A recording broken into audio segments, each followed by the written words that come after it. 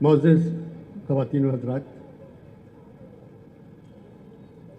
شاہ صاحب نے جتنے کام کیے ہیں اس کے لیے ستارے امتیاز کی کوئی ضرورت نہیں ہے. بہت بڑے بڑے کام کیے ہیں. یہ تو ایک تمغہ ہے جو ان لوگوں کو ہی مل جاتا ہے جنہوں نے کچھ نہیں کیا ہے.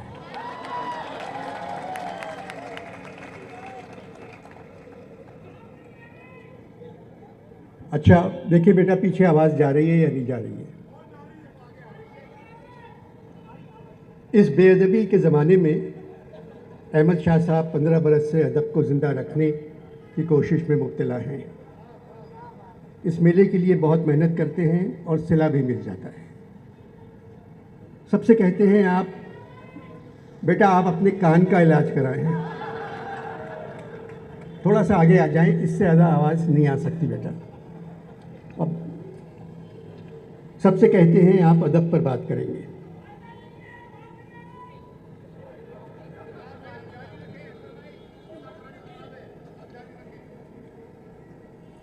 سب سے کہتے ہیں آپ ادب پر بات کریں گے. صرف مجھ سے کہتے ہیں آپ پاکستان پر بات کریں گے، جبکہ پاکستان کا ادب سے کوئی تعلق نہیں ہے. 15ویں اردو کانفرنس کے اشتہار میں لکھا ہے 4 دسمبر 6 بجے شام اختتامی انور مقصود. میرے نام کے ساتھ اختتامی لکھ دیا اور پھر اختتامی کے بعد لکھا ہے رقص. چلو سب کچھ ختم ہو گیا، اب ناچو.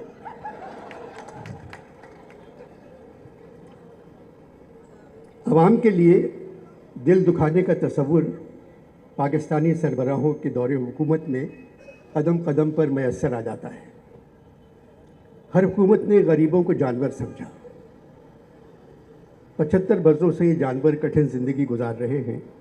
روٹی کے لالے، رات کی نیند حرام، گرد و غبار میں چھپے ہوئے چہروں کو یہ لوگ صرف الیکشن کے زمانے میں دیکھ لیتے ہیں. ایسا لگتا ہے معاشرہ دل سوزی کے نام سے آگاہ نہیں ہے. پریشان حال لوگوں کو یہ لوگ بیلوں، گایوں، بدیوں، بچڑوں کا ایک غول سمجھتے ہیں اور بڑی بڑی سیاہ شیشوں والی گاڑیوں میں بیٹھے خود کو خدا سمجھتے ہوئے، کیونکہ وہ سب کچھ دیکھ رہے ہیں، ان کو کوئی نہیں دیکھ سکتا.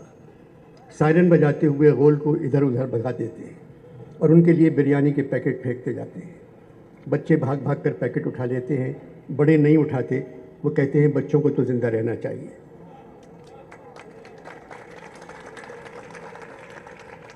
ان مناظر کا اثر بھی سیاستدانوں پر نہیں ہوتا.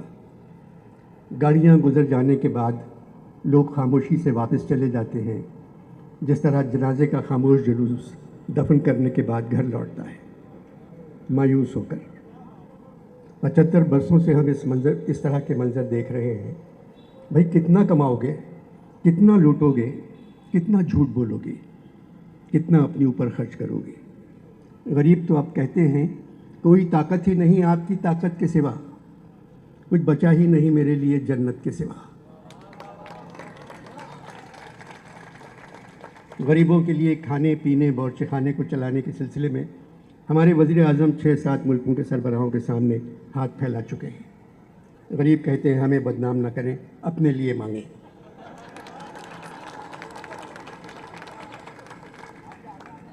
ٹک حرص و ہوس کو چھوڑ میاں.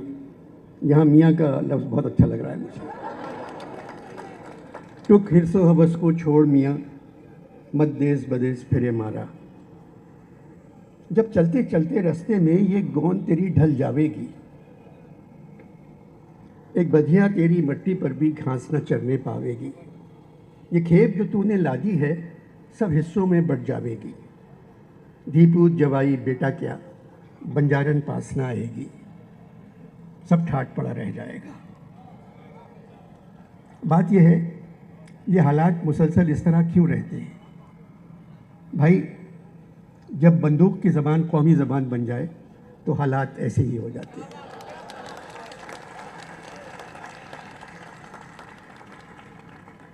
آرٹ کونسل کی عمارت 65 برس سے اسی جگہ موجود ہے. ایک وقت تھا جب اس عمارت میں ایک کونے میں اکڑوں بیٹھے صادقین تصویریں پینٹ کرتے رہتے تھے. سیڑھیوں سے فیض صاحب اتر رہے ہیں. آرٹ کونسل کے پھسل بنڈے سے صوفی صاحب پھسلتے ہوئے آ رہے ہیں کیونکہ وہ سیڑھیاں نہیں چڑھ سکتے تھے. علی صاحب، رئیس امروی، بخاری صاحب، صفت حسن، حاجرہ آپس میں باتیں کر رہے ہیں۔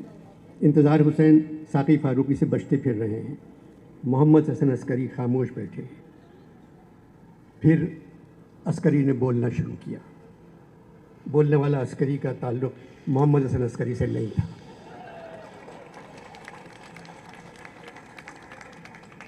اچانک یہ عمارت سنسان ہونا شروع ہو گئی۔ علی جی جو قومی لغمے لکھ رہے تھے وہ اکثر یہاں نظر آ جاتے تھے اور جیوے جیوے پاکستان گنگناتے رہتے تھے۔ 20-22 برس پہلے احمد شاہ یہاں آ گئے اور یہاں سے جانے کا نام ہی نہیں لیتے۔ خود جانا چاہتے ہیں مگر عوام ان کو نہیں جانے دیتے۔ اس ویران کھنڈر کو شاہ صاحب نے پھر سے ایک خوبصورت عمارت میں تبدیل کر دیا۔ پڑھے لکھے لوگ یہاں آنے لگے۔ 15 سال سے اردو کانفرنس شاہ صاحب کا پیچھا نہیں چھوڑتی۔ حالات جیسے بھی ہوں دسمبر کے مہینے میں آ جاتی ہے۔ دنیا بھر سے ادیب اس کانفرنس میں شریک ہوتے ہیں، کچھ اصلی، کچھ ادیبوں کے بھیس میں۔ آرٹس کونسل کے الیکشن اردو کانفرنس کے بعد ہوتے ہیں اور شاہ صاحب جیت جاتے ہیں۔ اسٹیج پر آنے سے پہلے شاہ صاحب نے میرے کان میں کہا، انور بھائی آپ کے پاس 30 منٹ ہیں۔ میں نے پوچھا آپ سے کس ڈاکٹر نے یہ کہا؟ بولے اللہ آپ کو لمبی عمر دے، میرا مقصد تھا آپ کو 30 منٹ بولنا ہے، پاکستان پر سب کی تعریف کرنا ہے اور خاص طور پر نئے آرمی چیف کی۔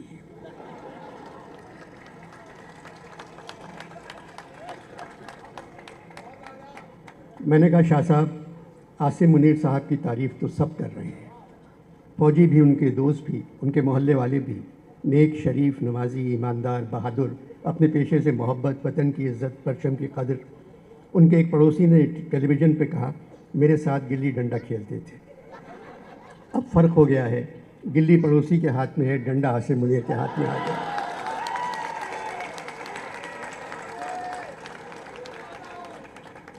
میری دعا ہے یہ ایسے فوج کے سربراہ ہوں جو صرف فوج کا خیال رکھیں اور عوام کا۔ باجوہ صاحب نے اپنی الوداعی تقریر میں کہا تھا، فروری 2022 فوج نے فیصلہ کیا ہے کہ وہ سیاست سے پرہیز کرے گی۔ بہت اچھا فیصلہ ہے۔ اس کا مطلب ہے 74 برس فوج نے سیاست سے بدپرہیزی کی۔ بدپرہیزی کا مطلب ہے بے اعتدالی، بے احتیاطی، عیش، فضول خرچی۔ ایسا نہیں ہونا چاہیے تھا۔ فوج ہماری ضرورت ہے کیونکہ ہمارے پڑوسی بہت خراب ہیں، ہم بھی کچھ زیادہ اچھے نہیں ہیں۔ اسی لیے فوج کبھی سرحد کی طرف دیکھتی ہے، کبھی اپنے ملک کی طرف، پھر سوچتی ہے میں ادھر جاؤں یا ادھر جاؤں، بڑی مشکل میں ہوں، میں کدھر جاؤں، پھر ادھر آ جاتی ہے۔ پاکستان کی 60% آبادی غریب ہے اور 40% آبادی فوج ہے۔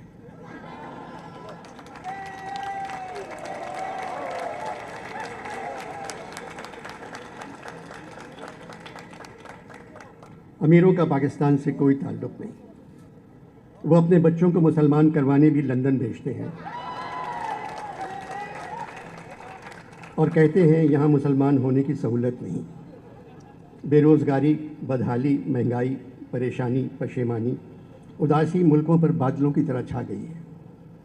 کسی کو احساس ہی نہیں ہے کہ وہ اس ملک کے ساتھ کیا کر رہے ہیں۔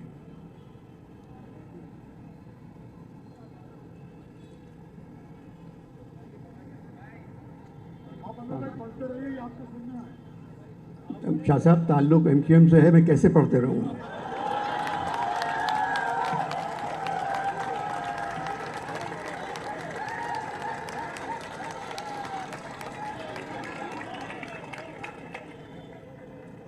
اداسی ملکوں پر بادلوں کی طرح چھا گئی ہے، کسی کو احساس ہی نہیں کہ وہ اس ملک کے ساتھ کیا کر رہے ہیں۔ قبضہ مل جاتا ہے تو ایوان تالیوں سے گونج جاتے ہیں۔ اس کے باوجود احمد شاہ کا اصرار ہے میں پاکستان پر بات کروں، پاکستانی کہانی سناؤں۔ حالات بدل گئے شاہ صاحب، جو دل میں ہے، جو ہے زباں پہ، دل کو نہیں اس سے فائدہ، جو ہے زباں پہ دل کو نہیں اس سے فائدہ، جو دل میں ہے وہ لا نہیں سکتے زبان پر۔ آپ کی پریس کانفرنس میں میں نے کہا تھا 83 برس کی عمر میں ہمیشہ میں نے کپڑے خود اپنی مرضی سے اتارے ہیں، کچھ الٹا سیدھا بول کر اپنے کپڑے پنجاب پولیس سے نہیں اتروانا چاہتا۔ پاکستان 75 کا ہو گیا، میں پاکستان سے 8 برس بڑا ہوں۔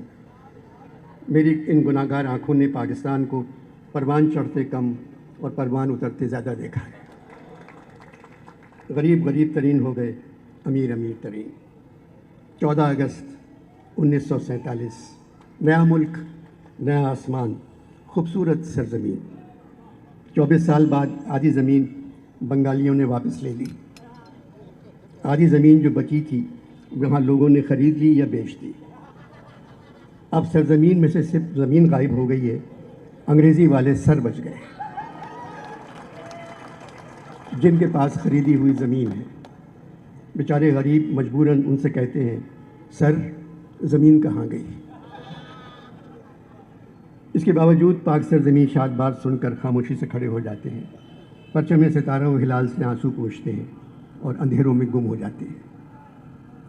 کہانی پاکستان کی سنیں گے آپ؟ قصہ میرا سنو گے تو جاتی رہے گی نیند، قصہ میرا سنو گے تو جاتی رہے گی نیند، آرام چشم مت رکھو اس داستان سے تم۔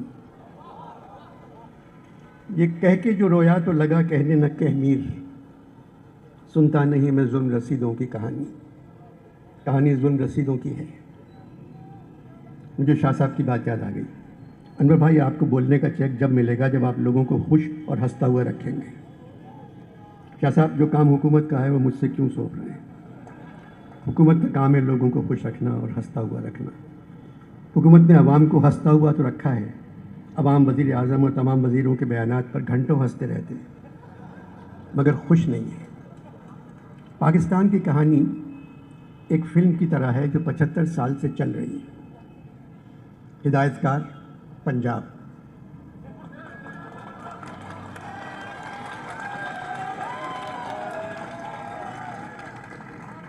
ہدایت کار پنجاب، شوٹنگ بلوچستان میں ہوئی ہے۔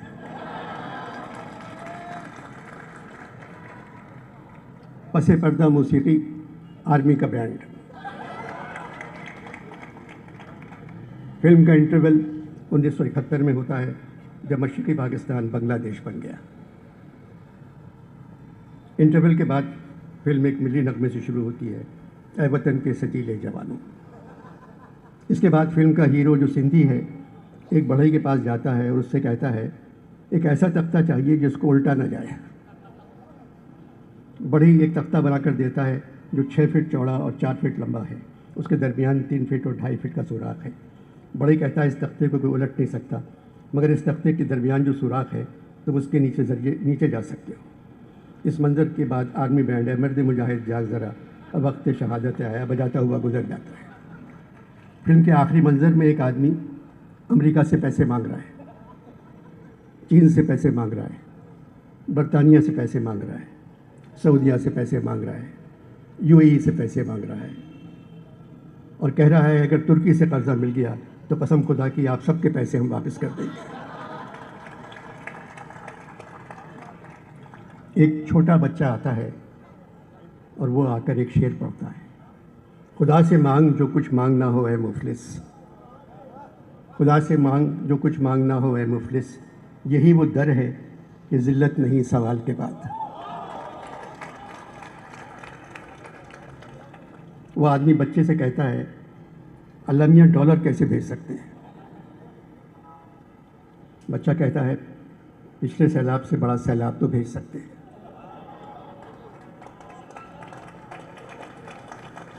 پھر آپ کے دامن میں ڈالروں کی بارش، اب صرف تباہی اور بربادی ہی آپ کی آمدنی کا ذریعہ بن سکتی ہے۔ جتنی تباہی اتنی بہتری۔ بیٹے تم تو قیامت کی بات کر رہے ہو، محترم قیامت تو آ چکی ہے۔ اس کی نشانیاں پتہ ہیں آپ کو کیا ہیں؟ جب برے لوگ اچھے لوگوں پر حکومت کرنے لگے،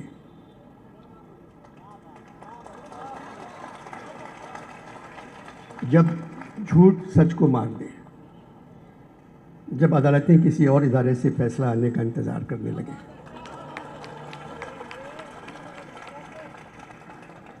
جب مولانا وطن کی ماؤں بیٹیوں اور بہنوں کے لیے گندی زبان استعمال کرنے لگے، جیسے ان کی ماں نہیں دونوں باپ تھے۔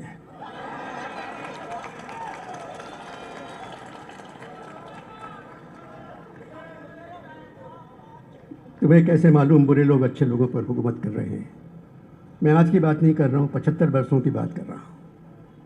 صرف بچوں کی تعلیم پہ دھیان دیں، ایک یونیورسٹی کے بجائے 100 اسکول کھول دیں، بچوں کے ہاتھوں میں کتابیں دے دیں تاکہ مستقبل میں زیادہ اچھے لوگ اچھے لوگوں پر حکومت کر سکیں۔